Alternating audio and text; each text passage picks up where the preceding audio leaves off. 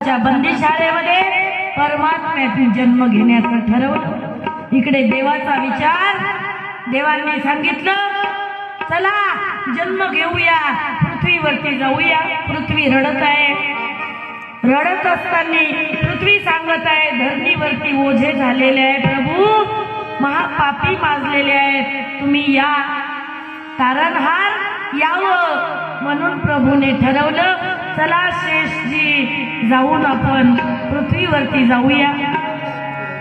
शेषशाही परमात्मा शेष भगवंत म्हणतायत आम्ही नाही येणार, कारण मागच्या अवतारात तुमच्या सोबत आलो होतो, उभंच राहायचं काम पडलं 14 वर्ष, आणि 14 वर्षाचा उपवास करायचं काम पडलं, आम्ही नाही येणार। मग त्यावेळेला सांगितलं बाबा आता काय कर, यावेळेस तू मोठा हो, मी लहान होईल, पण खेळ खेळूया आणि गोकुळामध्ये जाऊया।